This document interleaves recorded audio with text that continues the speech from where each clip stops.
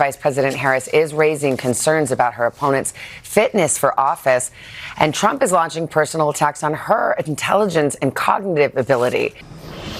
Let's go nice and loud. Former President Trump's extended soundtrack session overnight, cast by his campaign as indulging a crowd who wanted to hear more songs from the famous DJT Spotify playlist.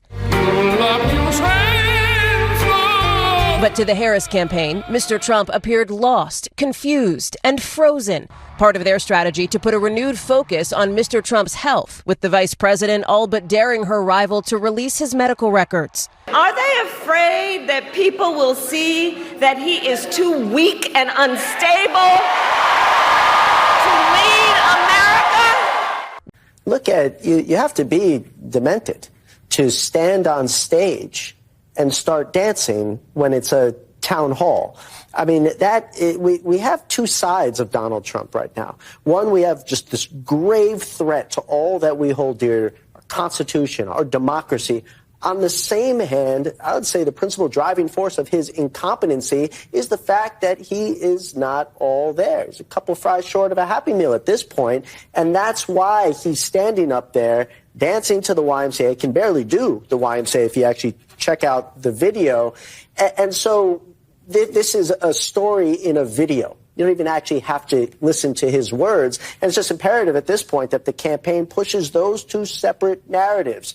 Grave threat and also just supremely incompetent and entering the final stages of his life. You know, I feel bad for his family right now. I know so many people have to deal with their parents as they've gone through stages of dementia, and that's clearly what they are on the precipice of having to deal with now. But he certainly should go nowhere near the Oval Office. The bottom line is we don't know about his health. We don't know about his mental health or physical health and the intricacies that are important to know for viewers and voters who are making a judgment about whether he's fit for presidency, because he has not released those records. Thank you. All right, guys, so we got to talk about the latest conspiracy theory that we have to debunk from the Kamala Harris campaign and the mainstream liberal media that seem to be working in lockstep in order to try to defeat Trump in this election, which is crazy to think about, right? Trump is not just campaigning against Kamala. He is campaigning against the mainstream liberal media as well, too, right? He's campaigning against the machine, okay? And stories like this are a prime example of how the machine works, okay? They take anything that Kamala says, regardless of whether or not it's grounded in truth, facts, reality, doesn't matter. They take anything that she says and then they repeat it on air as if it is a legitimate criticism, because they really, really, really don't want to focus on what the American people actually care about, which are the policies that, you know, Kamala Harris cannot win on, right? So instead, they care more about Trump's cholesterol levels. Kamala Harris's numbers are dropping in the polls, and she just said in her own words, you saw the tape there, there is no difference between her and Joe Biden. The Biden policies, Bidenomics, all the things they champion are destroying the country, and everybody knows that, and that's why Donald Trump is elected. Republicans are going to win the Senate and the House. Mr. Speaker, we should note that FEMA funds were actually redirected on Donald Trump's watch to deal with the migrant issue. Let me ask you, you mentioned the medical records. No, ma'am. No, wait a minute. No, that's hold on, wait a minute. Wait, facts are important. That is a new program that started in 2020 under Joe Biden. That funding wasn't necessary under Trump's administration because we secured the border. We didn't invite illegal aliens and dangerous people into the country. That's a Biden-Harris policy, and everybody knows it. Should Donald Trump release all of his medical records, he has. Speaker? He issued the records of his physicians. Kamala Harris issued her medical records as a diversion because she's desperate because she's sinking in the polls. Donald Trump's health is on display. Everyone in America can see it. The man works nonstop. He never quits. He probably sleeps 4 hours a night. He doesn't require as much sleep as the average person. He's an unusual figure. And this is the strength that we need in a time like this. We're in the most dangerous moment since World War II. You have to have strength. You have to have a steady hand. You have to have a commander-in-chief that our allies respect and our enemies fear. They do not fear Kamala Harris. They do fear Donald Trump. Mr. Speaker, that's what people are going to vote on. Just to be very clear, he hasn't released all of his medical records. He released 2 letters. Should he release the results of the cognitive test? It's unnecessary. He's on display every minute.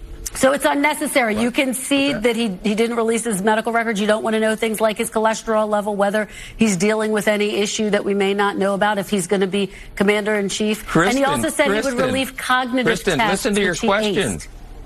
Should he release that? The American people Kristen, the American people don't care about the cholesterol level of Donald Trump. They care about the cost of living and the fact they cannot pay for groceries because Kamala Harris and Joe Biden's policies have put them in that situation. The medical records are irrelevant. Let's talk about things that the American people care about. That's why Donald Trump is surging in the polls, because he's doing that on stages, in interviews, nonstop around the clock, and Kamala Harris has done nothing. Every time she talks, her numbers go down because she is uniquely unqualified to be the commander-in-chief at one of the most dangerous times in the history of the country. That's a fact. They don't do that with Trump, right? When Trump criticizes Kamala Harris, or when he was criticizing Joe Biden, right, when he was running for president, they dismiss it as, no, this is a conspiracy theory, right? This is not true. Biden is not mentally declining. He's not mentally deteriorating, despite the fact that it was obvious that he was in front of the world, okay, for everybody to see. And it took him deteriorating on a CNN debate stage in a way that the mainstream liberal media could not spin in order for him to drop out of the race, okay? But they spent so much time trying to cover it up. In fact, they called you a bigot. They said that you were ageist if you criticized Joe Biden and his cognitive abilities. Now, fast forward with Kamala Harris in the race, who in my opinion is declining just like Joe Biden is declining, except she's declining at an earlier age, okay? Now they want to say that Kamala Harris criticizing President Trump and his mental fitness, well, that's totally fair game, right? You don't hear the mainstream liberal media boohoo, whining, and crying ageism and bigotry over Kamala Harris trying to attack Trump, claiming that he's too old and that he is cognitively declining, right? That is the card that the Kamala Harris campaign is pulling now after spending months of denying that Joe Biden was cognitively declining and also telling people that it is bigotry to question an old man's mental fitness. But lo and behold, they're doing exactly what they told you that you couldn't do or that you shouldn't do when Joe Biden was running, right? It's just funny how that works, okay? And what we have to talk about here today is another desperate attempt from the Kamala Harris campaign and the mainstream liberal media to smear Trump as mentally unfit by essentially lying and misrepresenting what happened at a town hall event that Trump was hosting, in which there was a medical emergency. And after this medical emergency, Trump ended up turning the town hall into a dance party. And former President Trump's town hall event in Pennsylvania took an unusual turn after he was interrupted twice by medical emergencies in the room. Trump stopped taking questions and stood on stage for nearly 45 minutes listening to his soundtrack. The crowd slowly dispersed, but many stayed for what became an impromptu indoor concert. ABC News senior national correspondent Terry Moran joins me now for more from Pennsylvania. Hey, Terry. Hey, Alex. So Donald Trump came here to the suburbs of Philadelphia, one of the critical battlegrounds in this battleground state, looking for votes. And it was scheduled to be this town hall event where he would be taking questions and listening to voters. And it turned into something else, as you say, when the candidate turned into a DJ. Donald Trump, in his 11th trip to must-win Pennsylvania, urged his supporters to turn out on Election Day. We win Pennsylvania, we win the whole thing. Yes. In a town hall-style event in the western suburbs of Philadelphia, the former president stuck to his top issues, attacking Vice President Harris over inflation and immigration. People don't think of grocery. It sounds like not such an important word when you talk about homes and everything else, right? But more people tell me about grocery bills, where the price of bacon, the price of lettuce, the price of tomatoes, they tell me. And we're going to do a lot of things. But then, 30 minutes in, two attendees suffered medical emergencies. A doctor, please. Doctor. The incidents shifted the mood, prompting Trump to cut the questions short and instead play some of his favorite music. How about this? We'll play YMCA and we'll go home. Trump kept DJing, and most of his supporters stayed for another 30 minutes of his playlist. Well, in certain quarters of social media, people had a field day with that, and I guess on the screens it might have looked quite strange. Inside that hall, however, people were having a good time. What can I tell you? It did not seem out of the ordinary. It seemed almost intimate, and at the end, Trump did something he very rarely does. He came down off the stage and mingled with his supporters. He was signing autographs and shaking hands and the like. Today, he's doing an interview with Bloomberg in Chicago, and then he's heading to another battleground state, Georgia, for a rally tonight. Yeah, so you seen that, you heard that. Now, clearly, there was nothing weird going on here, okay? Trump was not getting lost. He was not wandering around on stage. He was not having a dementia moment. He was not having a Joe Biden moment. None of these things were happening. There was a medical emergency, and instead of ending the town hall on a depressing note, okay, by continuing it as usual with taking questions and stuff like that, he said, okay, well, let's turn it into something fun.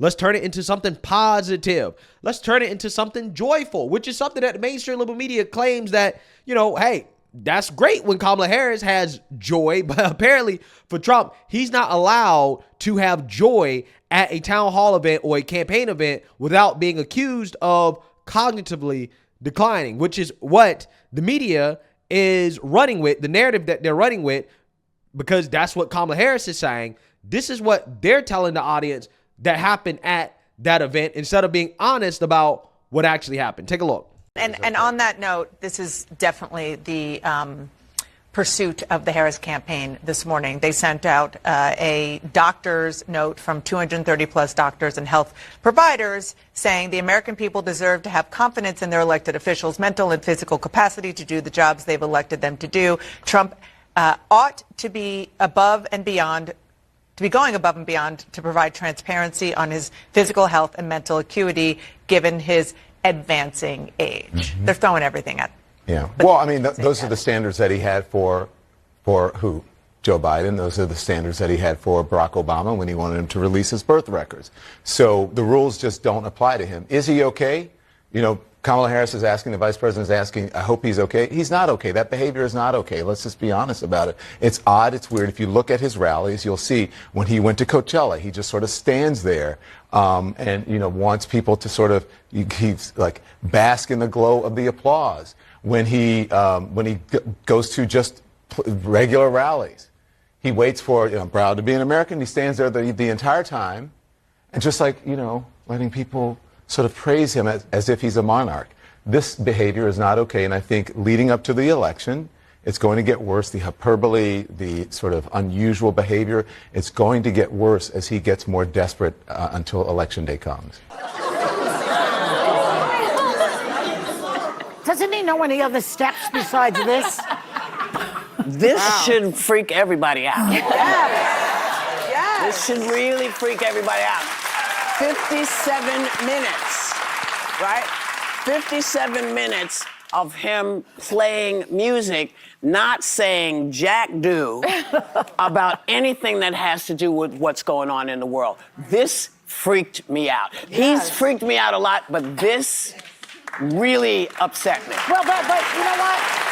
So he opens the thing up to Q&A. The audience can ask him questions. Right. He doesn't have the answers. So he welcomes this. Somebody said, what are you going to do about affordable housing? He talks about drilling oil, like as if these people are going to live in oil fields. I mean, the guy doesn't know the difference between a rally or whatever that was and Dancing with the Stars, basically. And literally the amount of energy spent on spinning this, because during the event, first of all, Alyssa, you were saying before we walked out, you're like, nobody goes out there and advises him to do this. So this is all on him. But his campaign spokesman writes, total love fest at the Pennsylvania town hall. Everyone was so excited they were fainting. Isn't that beautiful, though?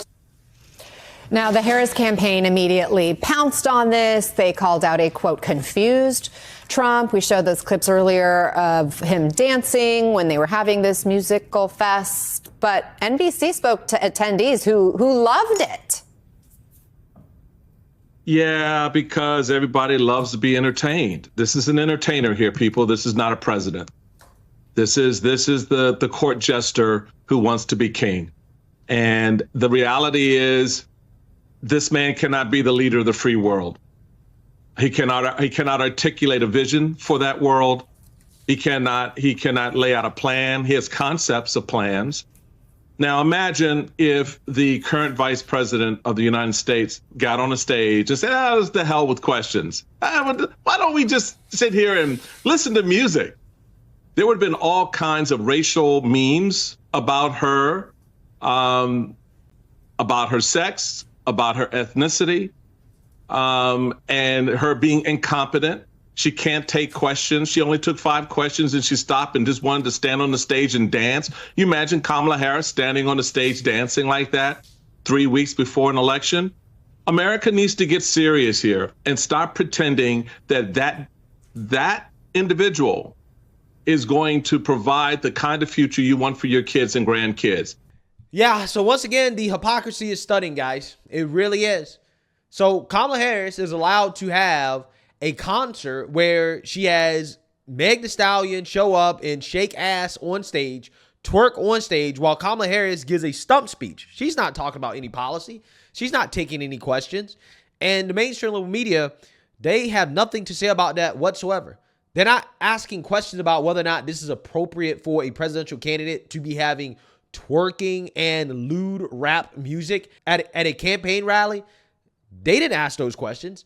They didn't give a damn. They did not care at all, had no problems with it. In fact, they chalked it up as, well, it's joy, right? What are you guys talking about? Why are you asking Kamala Harris to answer questions? Why are you demanding that she actually give people real information about what she's going to do? Her campaign is having joy right now. It's full of joy, and we haven't had joy in this country in so long, and it's such a breath of fresh air to see joy from Kamala Harris, right? This is what they said. Now fast forward a month and a half, and the joy from the Kamala campaign seems to have evaporated, right? It's gone, right? All the joy is gone, right? It's been sucked out of the campaign because apparently joy doesn't win elections when you don't have a real platform to run on, right? When your policy record is terrible, okay? Yeah, joy is not going to win you an election. So they don't have much joy going on anymore with the Kamala Harris campaign. Now, the Trump campaign, they are enjoying themselves. They're listening to classy music. They're dancing. They're having fun. And the mainstream liberal media is seething, right? They're seething. Oh, my God, look at Trump having fun. Why does he dance like that? Why does he look like he's enjoying himself? I can't believe it, right? They're mad. They're upset. Again, it's amazing how that works. Because, again, they didn't have anything to say about Kamala Harris when she had Meg Thee Stallion on stage shaking ass. Had nothing to say. Oh, well, this is joy, right? She's just having fun. This is great. We need more of this in this country, right? When Trump has a little concert, impromptu, classy music, classy people, now all of a sudden it's a problem.